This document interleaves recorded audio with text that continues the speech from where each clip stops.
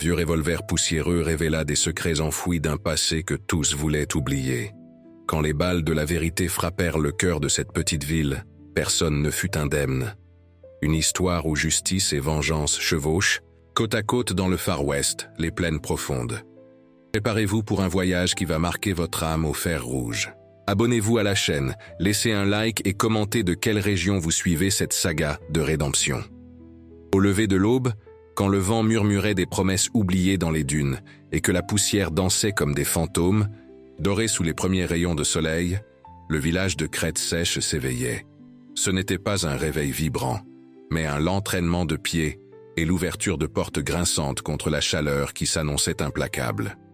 Le soleil sur les plaines profondes ne demandait pas la permission. Il s'imposait, frappant comme un coup de marteau invisible sur la terre desséchée et sur le chapeau à large bord de Jean, le forgeron.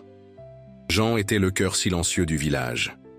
Ses mains, épaisses et calleuses par le labeur quotidien, avec le fer incandescent, possédaient une dextérité qui semblait disproportionnée à son apparence robuste. Il pouvait façonner un fer à cheval parfait avec la même facilité qu'il réparait la charrue d'un fermier ou forgeait la pièce la plus délicate pour une machine. Mais la forge ne trempait pas seulement le métal. Elle semblait aussi maintenir sous contrôle le feu dans son propre cœur, le rescaldo d'un passé qu'il gardait enfermé à double tour, enterré sous des couches de poussière et de travail acharné. Il y avait une promesse brisée quelque part dans le temps, une faute qui le poursuivait comme l'ombre d'un vautour en plein soleil. Cette promesse était le poids qu'il portait, une braise qui ne s'éteignait jamais sous les cendres de son existence paisible. La vie à Crête Sèche. Suivait le rythme lent et implacable de la nature. Le ruisseau, un filet de vie dans la vallée, dictait la générosité de la terre. Le saloon, avec ses portes battantes et l'odeur de vieux bois, de sueur et de boissons bon marché, était le point de rencontre où nouvelles, rumeurs et solitude se mélangeaient. C'est là que Manuel, le propriétaire du magasin général, passait ses soirées, un homme grisonnant aux yeux qui avait vu beaucoup de choses, mais qui ne voulait maintenant que la paix. Il distribuait du crédit dans les temps difficiles, écoutait les confidences et gardait les secrets, maintenant un semblant d'ordre dans ce petit univers de poussière et de rêves reportés. Sa motivation était simple et profonde. Protéger, cet endroit devenu son refuge. L'arrivée d'Anne changea subtilement la dynamique du village. Une jeune femme, avec des connaissances en médecine qui semblaient un miracle pour beaucoup, elle s'installa dans une chambre à l'arrière du magasin, général de Manuel. Le scepticisme initial fit place à un respect prudent, à mesure que ses guérisons se révélaient efficaces. Sa mallette d'instruments polis et le journal où elle enregistrait les plantes médicinales des environs étaient ses armes silencieuses contre la maladie et l'ignorance. Anne portait le fardeau silencieux d'honorer la mémoire de sa mentor et peut-être plus profondément, de se prouver qu'elle pouvait guérir là où d'autres avaient échoué. Il y avait une légère mélancolie dans ses yeux, un écho de pertes passées qui la poussait en avant. La monotonie de Crête Sèche commença à se briser avec l'arrivée de cavaliers qui ne semblaient pas appartenir à ces paysages. C'étaient des hommes en costume, avec un air de ville et des papiers officiels. Ils parlaient de progrès, d'un avenir glorieux pour la vallée, d'une voie ferrée qui relierait Crête Sèche au monde. Ils représentaient la compagnie ferroviaire de l'Ouest-Uni, dirigée sur ces terres par un homme à la voix douce et au regard calculateur nommé Dr Eli. Ils n'étaient au pas des bandits, mais leur présence exhalait une menace différente, une qui venait déguisée en opportunité. Ils commencèrent à cartographier, à poser des questions, à promettre un avenir qui pour certains sonnait comme de la musique et pour d'autres comme un présage. Le vent, qui avant ne faisait que murmurer, apportait maintenant l'écho de machines lointaines et l'anxiété de l'inconnu. Le bruissement des papiers de la compagnie était un son étrange et discordant dans le silence habituel de la vallée. Jean sentait le métal froid de la méfiance se serrer dans sa poitrine. Il observait les hommes en costume depuis la porte de son atelier, remarquant comment leurs yeux ne voyaient pas la beauté sévère de la terre ou la sueur honnête des fermiers, mais seulement des chiffres et des routes. Ces papiers, signés d'encre sombre et élégante, semblaient apporter l'odeur d'anciennes trahisons. La Compagnie de l'Ouest uni n'offrait pas de partenariat. Elle offrait la soumission déguisée en prospérité. Les yeux de gens, habitués à voir la vérité du métal sous la chaleur de la forge, voyaient la fausseté polie dans les mots et les sourires des nouveaux venus. Ils sentaient que ces hommes étaient comme des vautours, survolant une carcasse, prêts à s'emparer de ce qu'ils considéraient comme leur de droit.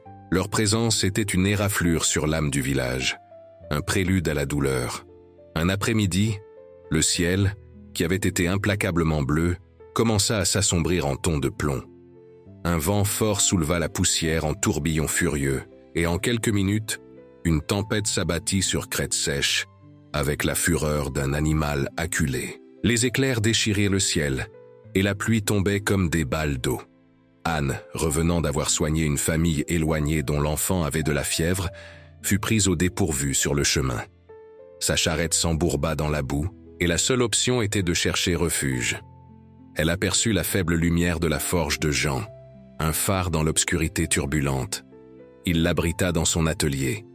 L'odeur de fer chaud, de charbon et d'huile se mêlait à l'odeur humide, de la pluie et de la terre retournée. Assis près de la forge, qui irradiait encore une chaleur réconfortante, ils partagèrent du thé fort et le silence qui n'existe qu'entre personnes se sentant à l'aise en présence l'une de l'autre. Ils parlèrent de choses simples. La chaleur excessive, la nécessité de la pluie, la dureté de la vie à la frontière. Jean observa la précision avec laquelle Anne tenait la tasse, la délicatesse de ses mains, qui cependant soignait les blessures et les accouchements avec fermeté. Il vit en elle une force tranquille qui lui rappelait l'acier, pliable au feu, mais incassable après trempe. Ce fut un moment de calme dans l'œil du cyclone, un premier aperçu de connexion qui allait au-delà de la politesse. Le bruit incessant de la pluie sur le toit de l'atelier créa une sorte de cocon, un espace intime où le monde extérieur semblait moins menaçant. Anne ressentit une sécurité inattendue dans la présence silencieuse de Jean. Il ne posait pas de questions, offrait simplement abri et chaleur. Les étrangers, indifférents au rythme de la nature, continuèrent leurs activités. Dr Ellie et ses hommes organisèrent des réunions au saloon, déroulant de grandes cartes sur les tables de jeu et parlant à voix haute de la gare, du télégraphe qui apporterait des nouvelles du monde instantanément, de la prospérité que la voie ferrée déverserait sur le village comme une rivière d'or. Les yeux de certains habitants, surtout les plus jeunes qui rêvaient d'une vie au-delà de la poussière, brillaient à la promesse. Le propriétaire du saloon, qui voyait la possibilité de plus de clients et de plus d'argent, était l'un des plus enthousiastes. Mais Manuel, avec la sagesse des années, fronçait les sourcils. Des changements trop rapides, disait-il, apportent généralement plus de problèmes que de solutions. La hâte des étrangers était un poison subtil, corrodant la tranquillité du village. Pendant qu'il réparait la roue d'une des charrettes des étrangers, un travail qui lui fut commandé sur un ton de « service pour le futur progrès », Jean trouva des documents qui étaient tombés et partiellement cachés sous le siège. C'étaient des plans et des rapports qui parlaient de quelque chose de bien plus grand qu'une simple gare. Il y avait mention d'un barrage, d'un détournement significatif du ruisseau, et des cartes qui montraient une vaste zone qui serait submergée. Le cœur de Jean se glaça en reconnaissant des repères naturels dans la zone marquée pour l'inondation. Cela incluait non seulement des terres fertiles qui soutenaient plusieurs familles, mais aussi le petit cimetière de pionniers, où les premiers pionniers, y compris certains de ses rares amis, étaient enterrés. La voie ferrée n'était que l'appât. Le vrai prix était l'eau et la terre sous elle. La vision du barrage sur la carte ressemblait à une cicatrice hideuse sur la peau de la terre. La méfiance de Jean se transforma en certitude amère. Ces hommes n'étaient pas des visionnaires du progrès, c'étaient des pilleurs en costume. Anne, dans ses errances sur les collines à la recherche de plantes médicinales, surtout une qu'elle croyait efficace contre la fièvre qui persistait dans le village, trouva quelque chose de perturbant. Des marques fraîches sur les arbres, des piquets enfoncés dans le sol selon des motifs non naturels, de petits tas de pierres qui semblaient délimiter quelque chose. Elle était sur des terres qu'elle croyait communales, utilisées par les bergers pour le bétail. Les marques, cependant, indiquaient une délimitation de propriété. Quelqu'un agissait dans l'ombre, revendiquant du territoire sans le savoir, de la communauté. La recherche de guérison l'avait conduite à découvrir les symptômes de la maladie qui affligeait la terre elle-même. La tension commença à se manifester de manière subtile, mais perceptible. Les étrangers, voyant que tous n'achetaient pas leurs promesses d'or, commencèrent à exercer une pression. Des fermiers plus éloignés, dont les terres étaient directement sur la route des plans d'inondation et de détournement du ruisseau, signalèrent des visites menaçantes, des propositions d'achat dérisoires déguisées en offres généreuses.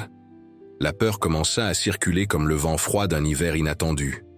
Jean écoutait les histoires, voyait la nervosité sur les visages connus, et la braise dans sa poitrine menaçait de se rallumer. Il reconnaissait ce schéma. C'était la même tactique qu'il avait vue sur d'autres frontières, la même main lourde de la civilisation écrasant la vie simple. Un coup de théâtre toucha directement le cœur du village. Manuel, le propriétaire du magasin général, subit un grave accident. Sa charrette, lourde de provisions, perdit une roue dans une descente abrupte, basculant et le laissant gravement blessé. Ce fut Anne qui le soigna, démontrant un calme et une compétence impressionnants sous pression. Elle réussit à arrêter l'hémorragie et à immobiliser ses blessures, lui sauvant la vie. Mais Manuel fut temporairement incapable, sa jambe cassée et plusieurs côtes fracturées. Le village sentit le choc. Manuel était l'ancre, le centre d'information et le filet de sécurité de la communauté. Jean alla aider à nettoyer les décombres de la charrette de Manuel. Il examinait les essieux cassés, le bois éparpillé. En tant que forgeron, il comprenait la mécanique, le point de rupture. Et alors il vit. Ce n'était pas seulement l'usure ou la malchance. Il y avait une coupe précise dans le bois de l'essieu, faite intentionnellement pour l'affaiblir et s'assurer qu'il se briserait sous le poids et la pression, à un moment opportun et dangereux. L'accident de Manuel n'était pas un accident. C'était du sabotage. La constatation le frappa comme un coup de marteau. La menace n'était plus voilée. Elle était directe et cruelle. La compagnie de l'Ouest uni était prête à utiliser la violence. La pensée que Manuel, l'homme bon et pacifique, soit la cible de cette lâcheté le remplit d'une colère froide et contenue. Il garda la pièce cassée, la preuve silencieuse d'une intention assassine. La ligne avait été franchie. Lors de la célébration annuelle de la moisson, un des rares moments où le village se permettait d'oublier les difficultés et de célébrer la générosité de la terre, la communauté se réunit. Il y avait de la musique simple, de la nourriture abondante et la joie authentique d'être ensemble. Jean, qui participait rarement aux festivités, surprit tout le monde, et surtout Anne. Il la chercha pendant qu'elle s'occupait de quelques enfants qui jouaient à proximité. Dans ses mains calleuses, il tenait une petite mallette en bois poli. À l'intérieur, il y avait un ensemble d'instruments qu'il avait forgés. Des pinces délicates, une petite spatule, un mini-scalpel, des outils pour son travail précis, faits avec la même attention aux détails qu'il consacrait au fer à cheval des chevaux de course. Ils étaient résistants, faits pour durer, mais avec une élégance subtile. « Pour vos mains », dit-il, sa voix basse, sans chercher l'attention. Anne prit la mallette, sentant le poids solide du bois et du métal. Le geste l'émut profondément. Ce n'était pas seulement un cadeau, c'était une reconnaissance de son travail, de sa compétence, de sa présence dans cette communauté qui la voyait encore avec une certaine réserve. C'était la forge et la guérison, le fer et la chair, trouvant un point d'union. Ce fut un moment crucial, un lien silencieux et profond se forgeant entre eux sous le vaste ciel nocturne parsemé d'étoiles. Elle lui sourit, un sourire qui atteignit ses yeux, et il sentit une chaleur différente de celle de la forge dans sa poitrine. La foi, qu'il pensait avoir abandonnée depuis longtemps, sembla allumer une petite flamme. La tension continuait de monter. Les étrangers augmentèrent la pression, menaçant maintenant ouvertement ceux qui refusaient de vendre leurs terres. Ils embauchèrent des hommes de main, des hommes d'apparence rude qui patrouillaient les routes d'accès au village. L'air devint lourd, chargé de peur et d'incertitude. La communauté, autrefois unie par la nécessité, commença à se diviser sous le poids des promesses et des menaces. Certains arguaient qu'il était inutile de résister au progrès. D'autres, entêtés comme la terre elle-même, s'accrochaient à leur histoire et à la tombe de leurs ancêtres. Une assemblée à l'église fut convoquée dans la petite église du village. Les planches du sol grinçaient sous le poids des corps tendus. La chaleur de midi entrait par les fenêtres étroites, se mêlant à la poussière en suspension dans l'air. Dr Eli et ses hommes présentèrent les documents, parlèrent à nouveau du futur glorieux, de l'inévitabilité du progrès. Ils offrirent des compensations, de petites miettes pour les fermiers qui perdraient leurs terres. Le forgeron, Jean, resta silencieux dans un coin, observant non les orateurs, mais les visages de ses voisins, le doute, la peur et la colère contenus dans leurs yeux. Il était comme un puma à l'affût, étudiant chaque mouvement, chaque nuance. Après la réunion, le village resta silencieux, un silence lourd d'incertitude. Anne chercha Jean à l'atelier. La faible lumière d'une lampe à huile projetait des ombres dansantes sur les murs couverts d'outils. Elle respira profondément et parla. Elle lui raconta son père.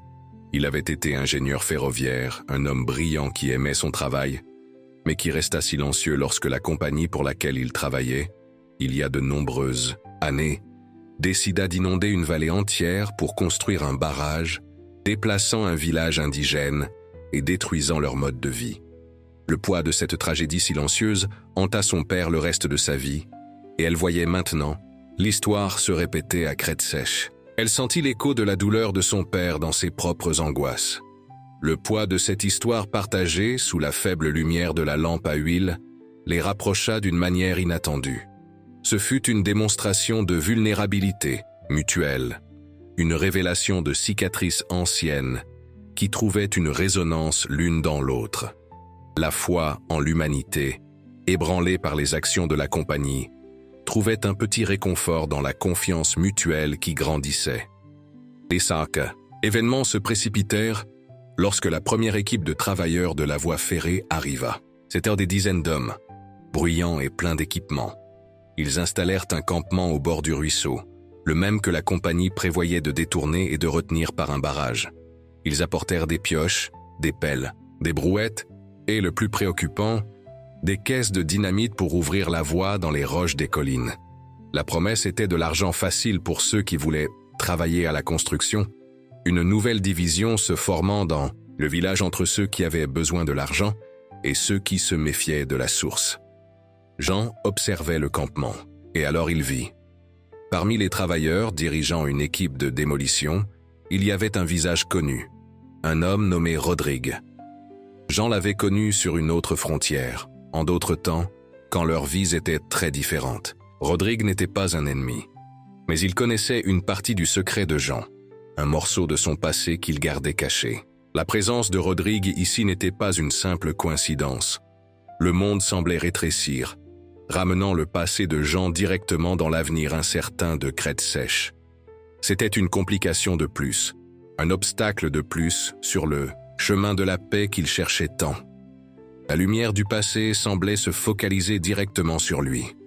Une nuit, le vent, qui soufflait fort des collines, apporta l'odeur de la fumée. Un incendie mystérieux éclata dans le campement des travailleurs.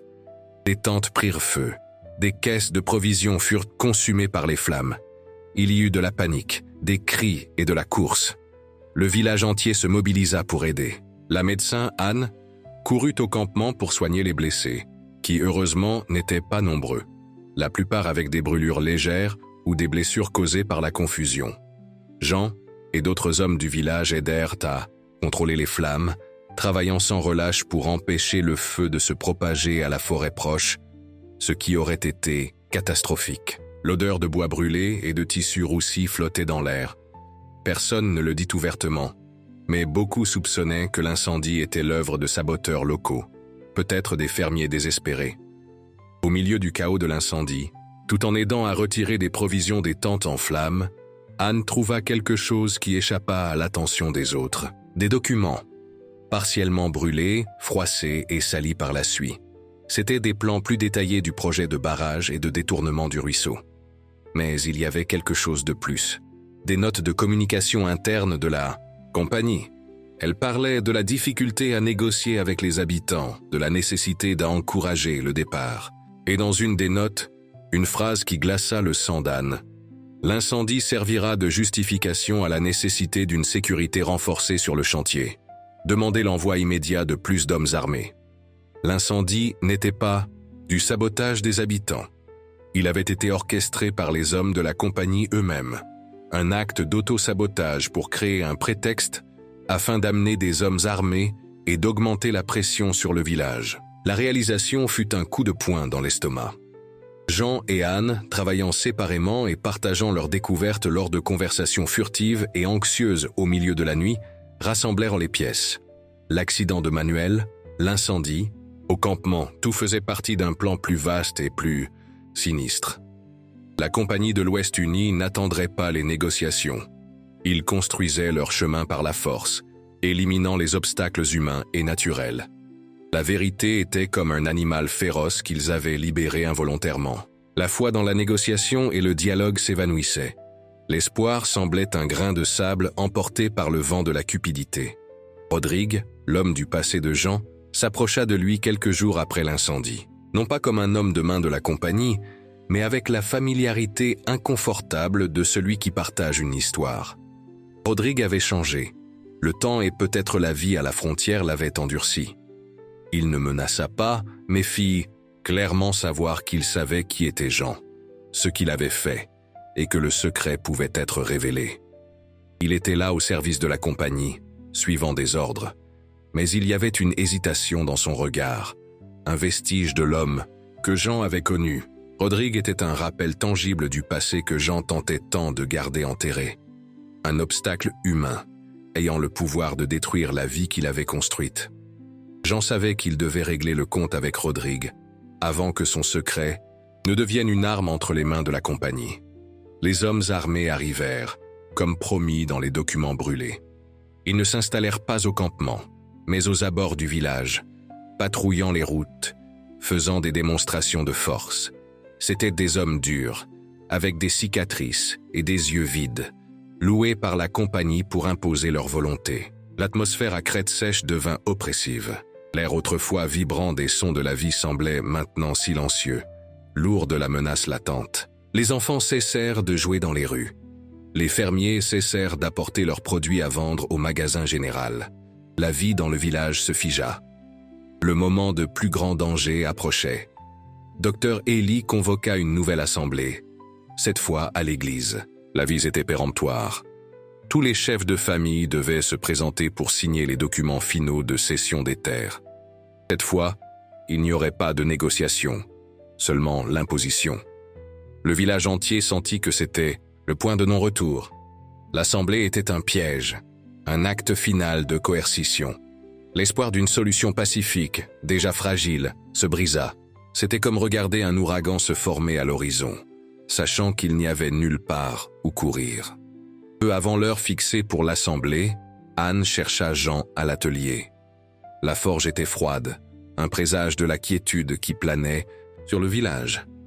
Elle était pâle, mais ses yeux brillaient d'une détermination que Jean admira. « Nous ne pouvons pas y aller sans plan, » dit-elle, sa voix ferme. « Ils sont armés. C'est une embuscade. » Jean acquiesça. Il savait. Son passé lui avait appris à reconnaître les signes d'un affrontement imminent.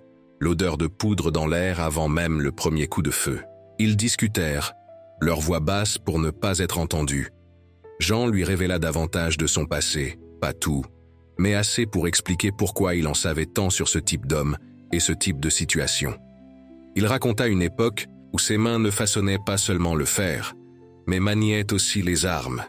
Une époque de conflits et de décisions difficiles qui culminèrent dans une promesse brisée qui le hantait. Anne écouta attentivement, sans jugement, voyant la douleur dans ses yeux. Ce partage approfondit leur connexion, solidifiant la confiance. Il n'était plus seul dans la lutte. Alors qu'il se préparait à aller à l'église, conscient du danger, Manuel, toujours avec la jambe immobilisée, mais l'esprit intact, les appela. Il tenait un objet dans ses mains ridées, un vieux revolver, poussiéreux et apparemment rouillé, le même mentionné dans l'introduction. « Il a appartenu à mon père », dit Manuel. « Je ne l'ai pas touché depuis des années, mais peut-être, aujourd'hui a-t-il besoin de revoir la lumière. » Jean prit l'arme. Elle était lourde, bien équilibrée. Son regard se fixa dessus un instant. La rouille extérieure cachait l'acier bien entretenu à l'intérieur. Ce n'était pas une coïncidence. C'était le destin offrant un outil, un symbole du passé qui pouvait forger l'avenir. Jean savait utiliser cet outil. Il le nettoya rapidement, vérifia le barillet. Il était chargé. La froideur du métal dans ses mains ramena des souvenirs, endormis, une compétence qu'il espérait ne plus jamais avoir à utiliser. Ils arrivèrent à l'église. La scène était exactement comme il le craignait. Les cavaliers armés de la compagnie encerclèrent le bâtiment, leurs armes au poing.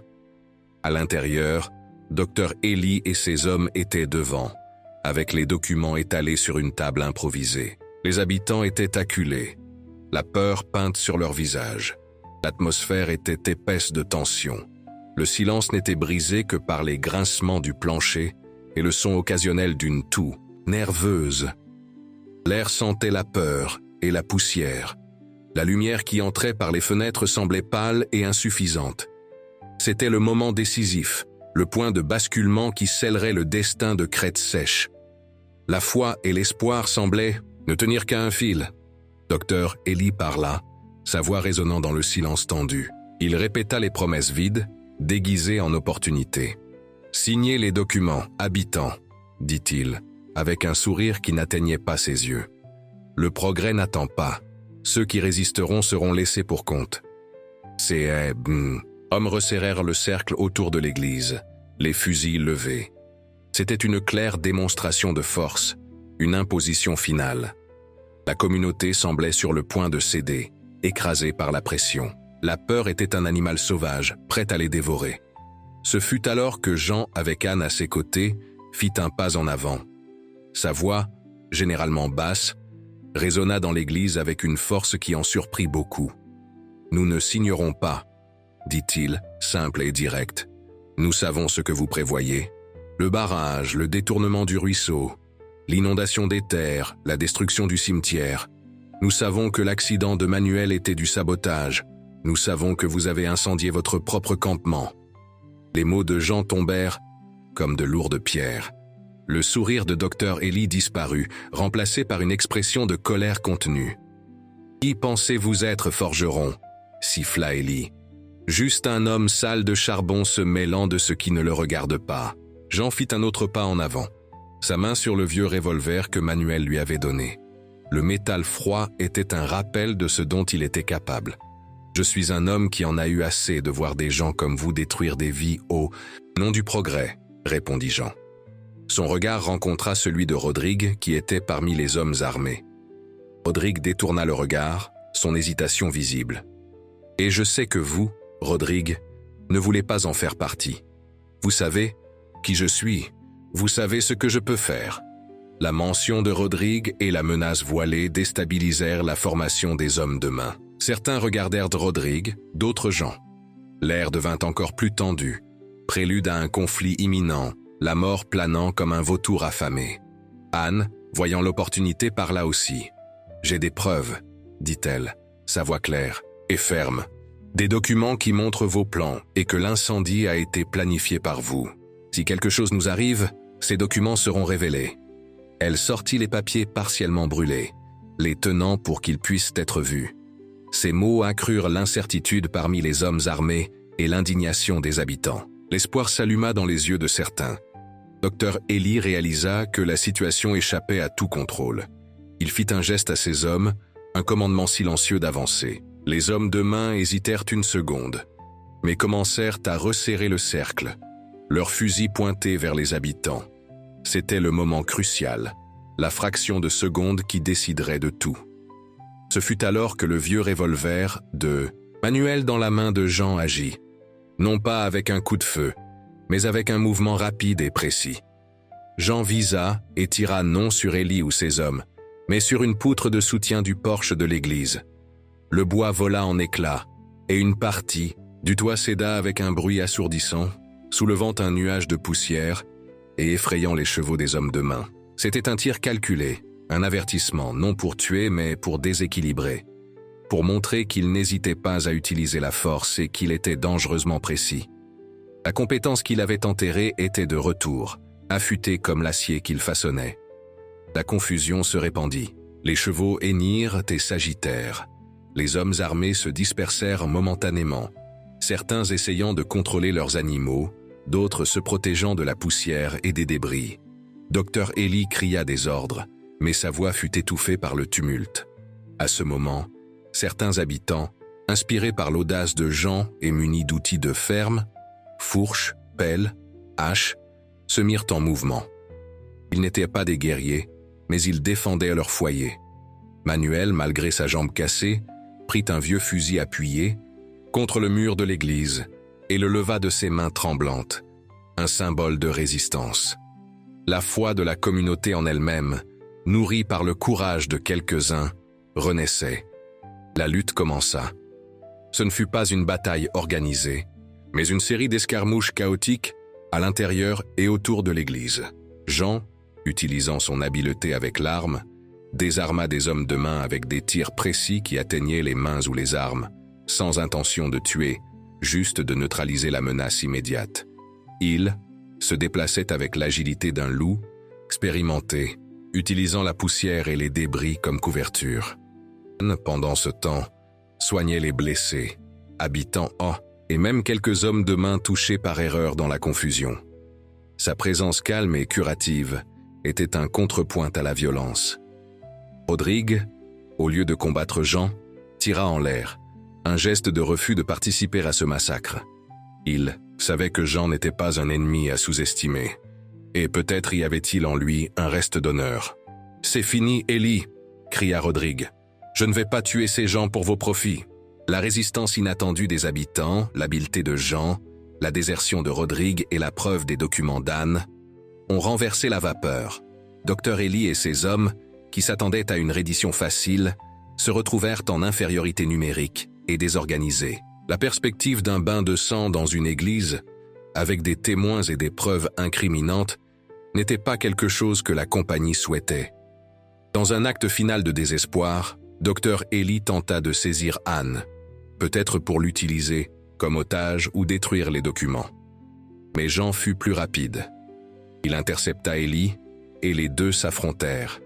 Ce ne fut pas un duel de tireurs, mais un affrontement brut, sale. La force brute d'Ellie contre la dextérité et la rage contenue de Jean. La poussière s'élevait avec leurs mouvements. Jean, d'un coup précis utilisant la crosse du revolver, abattit Ellie qui tomba inconscient.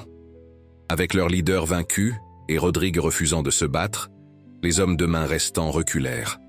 Certains s'enfuirent à cheval, d'autres laissèrent simplement tomber leurs armes. La compagnie de l'Ouest uni fut chassée de Crête Sèche, sa tentative d'imposition frustrée par la foi d'une communauté à se défendre et par le courage de quelques individus. Le silence qui suivit fut différent de celui d'avant.